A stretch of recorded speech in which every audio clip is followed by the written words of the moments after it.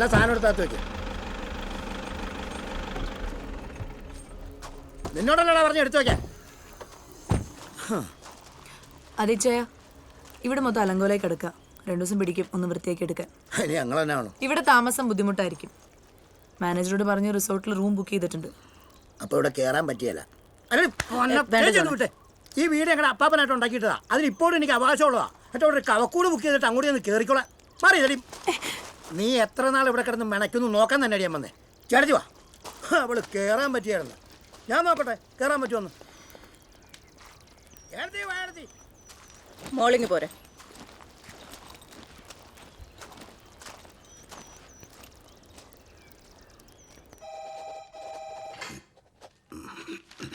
എന്നാ സാറേ. ആ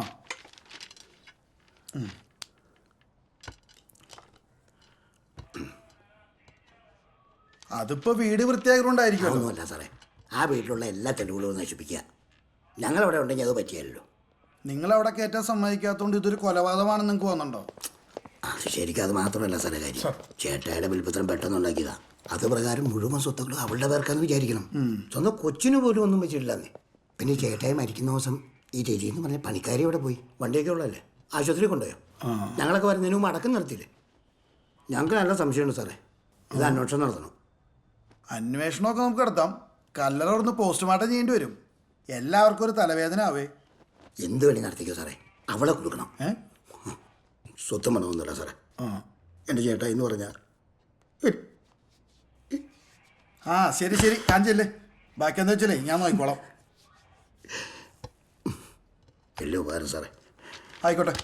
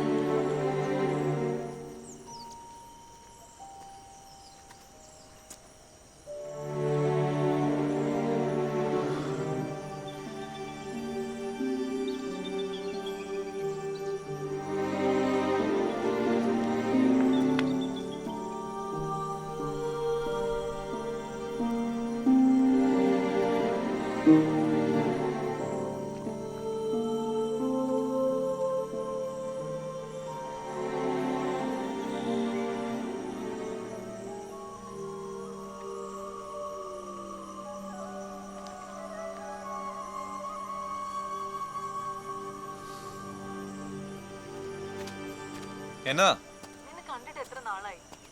ഫോൺ വിളിച്ചാരെങ്കിലും ഒന്ന് എടുത്തൂടെ? ഞാൻ പിന്നെ ആരോട് സംസാരിക്കാം? എനിക്കറിയത്തില്ല. ഞാനിവിടെ ഒരു സമാധാനമില്ലാതെ നടക്കുക. അപ്പൊ ഞാനോ? കാര്യങ്ങൾ ഇങ്ങനെ കുഴപ്പത്തിലിരിക്കുന്ന സമയത്ത് ബെല്ല് ഇങ്ങനെ ഒഴിഞ്ഞു മാറല്ലേ? അച്ഛൻ്റെ അനിയനും മോളും ഒക്കെ വന്നിട്ടുണ്ട്. അവര് കേസ് കൊടുത്തിരിക്കുക. കല്ലറ തുറന്ന് പോസ്റ്റ്മോർട്ടം ചെയ്യുന്നൊക്കെ പറയുന്നത്. ബെൽ, നീ എന്തോന്നും മിണ്ടാത്ത? ഇതൊക്കെ എന്നോട് എന്തിനാ പറയുന്നത്? എനിക്ക് വേറെ ആരോ ഉള്ളേ പറയാൻ. അപ്പൊ പെട്ടുപോവോ ബെൽ? അതൊന്നും എനിക്കറിയത്തില്ല. ഞാൻ എന്തിനെന്ന് ബെല്ല് പറ. പ്ലാൻ ചെയ്ത് കാര്യങ്ങൾ നീക്കില്ലെങ്കിൽ നമ്മൾ പെടും. ബെല്ലൊന്നും ഇങ്ങോട്ട് വാ, നമുക്ക് ആലോചിച്ചൊരു. ഇല്ല, അങ്ങോട്ടേക്ക് എന്തായാലും ഞാൻ വരുന്നില്ല. നിന്റെ എന്നാ ഓപ്പൺ എന്ന് പറഞ്ഞാലും അവിടെ തന്നെ മനസ്സമാനമായിട്ട് ജീവിക്കാൻ പറ്റത്തില്ലെന്നുള്ളത് എനിക്ക് മനസ്സിലായി. ബെല്ല് എന്തൊക്കെയാ പറയുന്നത്?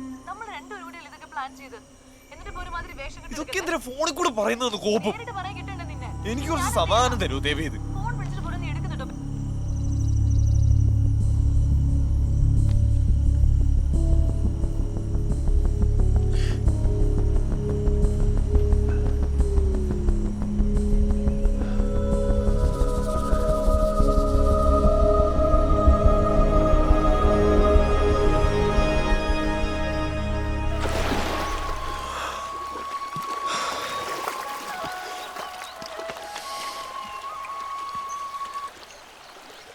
ഹലോ, അതെ.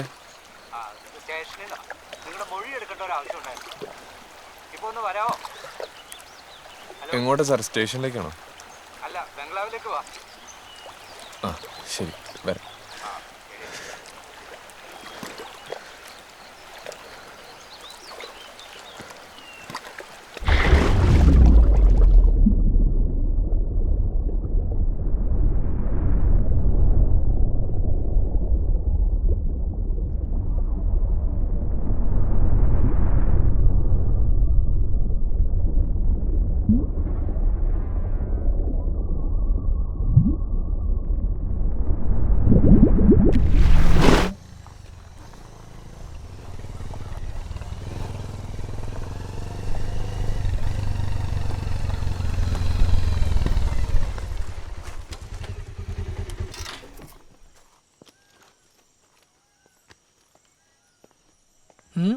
ഇവിടെ വരാൻ പറഞ്ഞാൽ സാറേ. ഓ നീയാണപ്പോ ഇവിടുത്തെ ഹോംനെസ് അല്ലേ?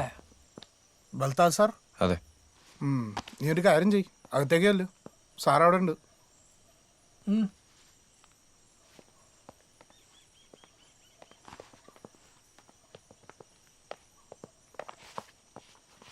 ചെല്ല്. ചെറിയ പദങ്ങളുണ്ടല്ലേ. ഇതൊക്കെ എല്ലാ വീട്ടിലും സംഭവിക്കുന്നതല്ലേ? ആണോ? എനിക്കിതൊക്കെ പുതിയ അനുഭവങ്ങളാണ് മാഡം. സാർ. ആ നീയാണല്ലോ ഇവിടുത്തെ ഹോം നേഴ്സ്. ആ. നീയൊക്കെ പഠിച്ച് പാസ്സായതാണോ അതോ ഹോം നേഴ്സ് എന്ന് ചുമ്മാ നടക്കുകയാണോ? അല്ല, കോഴ്സ് കഴിഞ്ഞതാ. നീ ഒന്ന് വന്നേ, കുറച്ച് ചോദിക്കാനുണ്ട്. നീ വാ, നോക്കിക്കാണ്ട് വാടങ്ങട്. ഇങ്ങനൊക്കെ ചെയ്താലും എൽദോസ് ചൈര നിങ്ങൾ വലിയ കാര്യമായിരുന്നു എന്നാണല്ലോ വക്കീല് പറഞ്ഞത്. അറിയില്ല, ഉള്ളിൽ ചിലപ്പോൾ ഇഷ്ടമുണ്ടാവും. ഉണ്ടെന്നേ, അല്ലെങ്കിൽ പിന്നെ വിൽപത്രത്തിൽ എല്ലാ സ്വത്തും നിങ്ങളുടെ പേരിൽ എഴുതി വെക്കില്ലല്ലോ. അതൊക്കെ കല്യാണത്തിന് മുന്നേ തീരുമാനിച്ചതാ. ഈ വിൽപത്രം പെട്ടെന്ന് എഴുതണമെന്ന് സെലീന വാശി പിടിച്ചിരുന്നോ? ഇല്ല, ഞാനങ്ങനെ വാശി പിടിച്ചാലും അത് കേൾക്കുന്ന ആളല്ലല്ലോ അച്ചായൻ. അപ്പോൾ കോടതി വിധിയിലൂടെ കിട്ടിയ എസ്റ്റേറ്റും സെലീനയുടെ പേരിലായിരിക്കും അല്ലേ? ആ, വിൽപത്രത്തിൽ എല്ലാ സ്വത്തുക്കളും എന്നാണ് എഴുതിയിരിക്കുന്നത്. അപ്പോൾ കോടതി വിധി വന്ന് അധികം വൈകാതെ ആള് വീണു. വീഴുന്നതിന് മുമ്പ് ആൾക്കെന്തെങ്കിലും പ്രത്യേകിച്ച് അസുഖങ്ങൾ? ഹാർട്ടിന് മുന്നേ പ്രോബ്ലം ഉണ്ടായിരുന്നു. അതുകൊണ്ടാണല്ലോ നമ്മൾ ട്രെയിനിൻ്റെ ഒരു നഴ്സിനെ വെച്ചത്. അതവൻ കൃത്യമായിട്ട് നോക്കിയില്ല എന്നാണല്ലോ കംപ്ലൈൻറ്റ്. ഏയ് അങ്ങനെയൊന്നുമില്ല മാഡം, അവൻ കൃത്യമായിട്ട് മരുന്നുകളൊക്കെ കൊടുക്കാറുണ്ടായിരുന്നു. മരിക്കുന്ന ദിവസം അവനാണോ മരുന്നെടുത്ത് കൊടുത്തേ? സാറേ, അന്ന് എൻ്റെ ചേട്ടൻ്റെ വീട്ടിലെ കട്ടിലോപ്പായിരുന്നു. അപ്പം ഞാനന്ന് ശരിക്കും ഇവിടെ വന്നിട്ടേ ഉണ്ടായിരുന്നില്ല. പിന്നെ വൈകുന്നേരം ആയപ്പോൾ അമ്മച്ചി ഈ വീട്ടിലുണ്ടാക്കിയ കുറച്ച് താറാവേറിയും പിടിയും അച്ചായനും കൊണ്ട് തരാൻ പറഞ്ഞു. അപ്പം അങ്ങനെ ഞാൻ വരുന്നത് ശരിക്കും. അതുമായിട്ട് വരുമ്പോൾ അച്ചായന് കുഴപ്പമൊന്നും ഉണ്ടായിരുന്നില്ല. ഞാൻ ഫുഡൊക്കെ കൊടുത്ത് അച്ചായനത് അത് മുഴുവൻ കഴിച്ച്. അത് കഴിഞ്ഞ് ഞാൻ കുളിക്കാൻ പോയപ്പോഴാണ് അച്ചായൻ്റെ ബസ്സാറിൻ്റെ സൗണ്ട് കേട്ടത്. രജിച്ചേച്ചി മോളുടെ വീട്ടിൽ പോയതുകൊണ്ട് താഴെ ആരും ഉണ്ടായിരുന്നില്ല. ഞാൻ വേഗം തന്നെ വന്നു. നോക്കുമ്പോൾ അച്ചായനിങ്ങനെ വെട്ടി വേർത്ത് കിടക്കുന്നുണ്ടായിരുന്നു. ഞാൻ വേഗം മുഖമൊക്കെ തുടച്ചു. പിന്നെ എന്തെങ്കിലും അസ്വസ്ഥത ഉണ്ടോയെന്ന് അറിയില്ലല്ലോ, അതുകൊണ്ടാണ് ബെല്ലിനെ അപ്പം തന്നെ വിളിച്ചത്. ജോബിഷ് വിളിക്കുന്നുണ്ടായിരുന്നു, രാവിലെ മുതൽ വിളിക്കുന്നുണ്ടായിരുന്നു ജോബിഷ്. അല്ല, ആരെയും ജോബിഷ്? ജോബിഷിന്റെ കൂട്ടുകാരൻ. ആ, സ്വർണ്ണപ്പണിക്കാരൻ അല്ലേ? ശരി ശരി, പറ. അപ്പോൾ അവൻ കടയിലേക്ക് വരാൻ രാവിലെ മുതൽ വിളിക്കുന്നുണ്ടായിരുന്നു. അപ്പോൾ ഞാൻ നേരെ അങ്ങോട്ട് പോയി. എന്നിട്ട് പിന്നെ ജോബിഷിൻ്റെ അവിടെ ഇരിക്കുമ്പോഴാണ് അച്ചായന് കൂടുതലായി എന്ന് പറഞ്ഞ് കോള് വരുന്നത്. അപ്പം ഞാനിങ്ങോട്ട് പോന്നു. വന്നപ്പോൾ അച്ചായൻ എനക്കൊന്നും ഉണ്ടായിരുന്നില്ല. എന്നിട്ട് പിന്നെ നമുക്ക് ഈ ചെയ്യാൻ പറ്റുന്ന കുറച്ച് കാര്യങ്ങളൊക്കെ ഉണ്ടല്ലോ, അതെല്ലാം ചെയ്ത് നോക്കി. പക്ഷെ അപ്പോഴത്തേക്ക് അച്ചായൻ മരിച്ചായിരുന്നു. അവൻ വന്നപ്പോഴാണ് മരിച്ചു എന്ന് മനസ്സിലായത്. പിന്നെ എനിക്ക് എന്താ ചെയ്യേണ്ടതെന്ന് അറിയില്ലായിരുന്നു. ബെല്ല് തന്നെയാണ് എല്ലാവരും വിളിച്ച് പറഞ്ഞത്. ഓക്കെ, പക്ഷെ ഇതൊന്നും ഞാൻ ചോദിച്ചില്ലല്ലോ സെലീനെ. അല്ല, ഞാനന്ന് നടന്ന കാര്യങ്ങളൊക്കെ ഒന്ന് പറഞ്ഞു എന്നേ ഉള്ളൂ. ചോദിക്കുന്ന ചോദ്യങ്ങൾക്ക് മാത്രം ഉത്തരം. മനസ്സിലായോ? നിനക്ക് അവിടെ എന്തായിരുന്നു പരിപാടി? ജോബിഷിന്റെ അവിടെ? ജോബിഷിൻ്റെ അവിടെയല്ലോ ഈ ഞങ്ങൾ മറ്റേ അവനും നിങ്ങളുടെ മാഡവും തമ്മിൽ എന്തെങ്കിലും റിലേഷൻ ഉള്ളതായിട്ട് നിങ്ങൾക്ക് തോന്നിയിട്ടുണ്ടോ? അയ്യോ ഇല്ല സാറേ, സെലേന കൊച്ചൊരു പാവാ. ആ കൊച്ചനും അതെ, അതാ എൻ്റെ ജോലി ചെയ്തിട്ട് അങ്ങ് പൊക്കോളൂ. അവൻ്റെ കിടപ്പൊക്കെ എവിടെയാണോ? എല്ലാ ദിവസവും നിൽക്കുകയല്ല, അച്ഛൻ എന്തെങ്കിലും ബുദ്ധിമുട്ടുണ്ടെങ്കിൽ നിൽക്കും, അത്രേ ഉള്ളൂ. അപ്പോൾ ഇവിടെ തങ്ങുന്ന ദിവസങ്ങളിൽ ഏത് മുറിയിലാണ് അവൻ കിടക്കാറ്? അച്ഛൻ്റെ മുറിയിൽ. നിങ്ങളില്ലാത്ത ദിവസം അവരുടെ രാത്രി വരാറുണ്ടോ? അങ്ങനെ ഉണ്ടെന്ന് എനിക്ക് തോന്നണില്ല സാറേ. അപ്പോൾ ഒരു ഹോം നേഴ്സ് എന്നൊരുപരി നിങ്ങൾ തമ്മിൽ വേറെ ബന്ധമില്ല എന്നാണ് നീ പറയണേ. നിനക്ക് ശമ്പളം കൂടാതെ മാഡം വല്ല കാശ് തന്നായിരുന്നോ? എത്ര രൂപ?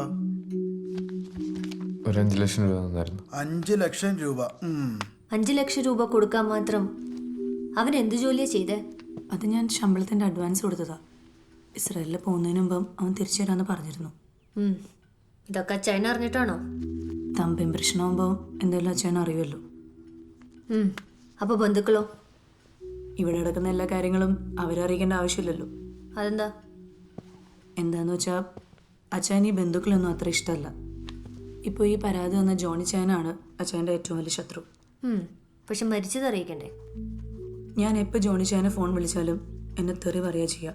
പിന്നെ ഈ മരിച്ച കാര്യം ഞാൻ അവരോട് വിളിച്ചു പറഞ്ഞാൽ അവർ വേറെ കഥയുണ്ടാക്കും.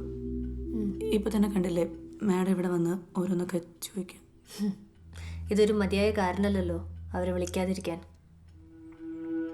എനിക്ക് പേടിയായതുകൊണ്ടാണ് മാഡം ഞാൻ വിളിക്കാതിരുന്നു. ശരി,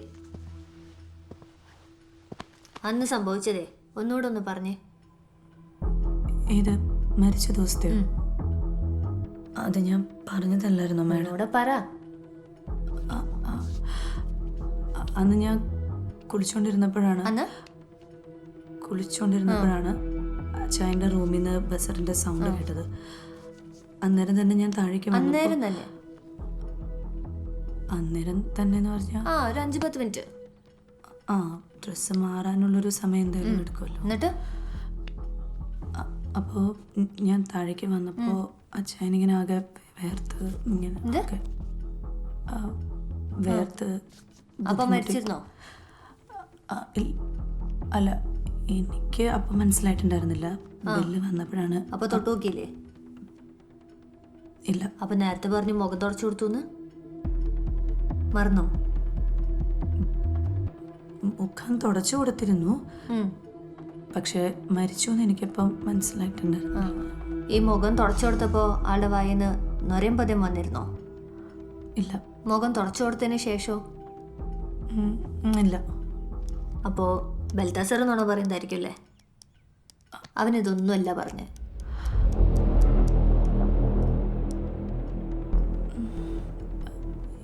എനിക്ക് വ്യക്തമായിട്ട് ഓർമ്മയില്ല മാഡം. ഓർമ്മയില്ല. ഈ അച്ചായൻ്റെ ബന്ധുക്കൾ വന്നപ്പോൾ എന്താ വീട്ടിൽ കയറാൻ പറ്റില്ല എന്ന് പറഞ്ഞേ?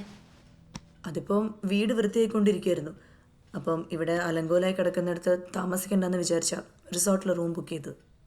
ഇത്ര തിരക്കിട്ട് വീട് വൃത്തിയാക്കാൻ മാത്രം എന്തായിരുന്നു? ഈ 7-ൻ്റെ അന്ന് വീട് വെഞ്ചരിക്കുന്ന ഒരു ചടങ്ങുണ്ട്. അതിന് വേണ്ടിയിട്ടാണ് വീട് വൃത്തിയാക്കിയത്. അല്ലാതെ തെളിവ് നശിപ്പിക്കാനൊന്നും അല്ല മാഡം. തെളിവോ? എന്ത് തെളിവ്? എന്തൊക്കെ തെളിവാണ് നശിപ്പിച്ചത് നീ വ്യക്തമായിട്ട് പറഞ്ഞോ? നീയാണ് എല്ലാ തെളിവും നശിപ്പിച്ചത് മാഡം പറഞ്ഞിട്ടുണ്ട്. സാറേ, ഒരു മരിപ്പിന് സാധാരണ ചെയ്യുന്ന കാര്യങ്ങളൊക്കെ ചെയ്തു. അല്ല തന്നെ സാറേ. എല്ലാ മരണം പോലെയല്ല ഈ മരണം. നീ ഭക്ഷണം കൊടുത്ത് വന്നേരം മേള് തട്ടിപ്പോയി. നിന്റെ സുഹൃത്തിന് എന്താ പണിയെന്ന് പറഞ്ഞ്? സ്വർണ്ണപ്പണി. സ്വർണ്ണപ്പണിക്കാരനായ സുഹൃത്ത്. നീ അവൻ്റെ അടുത്താണ് സൈനൈഡ് വാങ്ങിയത്? അയ്യോ സാറേ, ഞാൻ വാങ്ങിയിട്ടില്ല സാറേ. അപ്പൊ അവനറിയാണ്ട് മോട്ടിക്കായിരുന്നു. സാറേ, എന്തിനാ സാറേ ഇങ്ങനെയൊക്കെ ചോദിക്കുന്നത്? ഞാൻ ഒന്നും ചെയ്തിട്ടില്ല സാറേ. എടാ, നിന്നെ മോൻ കണ്ടറിയാൻ നീയെ കൊന്നേക്കണേന്നുള്ളത്. നീ നടന്നത് കൃത്യമായിട്ട് ഇപ്പൊ പറഞ്ഞ് നിന്നെ ഞാൻ കൈവെക്കത്തില്ല. അതല്ല, ഫോറൻസിക് റിപ്പോർട്ട് വന്നിട്ടാണ് നീ സമ്മതിക്കണമെങ്കിൽ. പുന്നാര മോനെ, ഞാൻ സത്യമായിട്ട് ഒന്നും ചെയ്തിട്ടില്ല സാറേ. നിന്റെ ഇസ്രായേൽ പോക്കോടം വരെ? ആദ്യം ഒന്ന് ഡൽഹി വരെ പോകണം. അവിടെ ഒരു ചെറിയ കോഴ്സ് ഉണ്ട്, തീർത്താ പോവാം. നിന്റെ പോക്ക് നടക്കുമെന്ന് തോന്നാനുള്ള ബൽത്താസറേ. ഇപ്പൊ നിന്നെ കസ്റ്റഡി എടുക്കുന്നില്ല. ഈ പരിസരത്തൊക്കെ തന്നെ കാണണം. നീ വിളിച്ചാ വിളിപ്പുറത്തുണ്ടാവണം. കേട്ടറാ? മാഡത്തിന് ക്വസ്റ്റ്യൻ കഴിഞ്ഞോടോ? ഇല്ല സാർ, നടക്കുന്നു.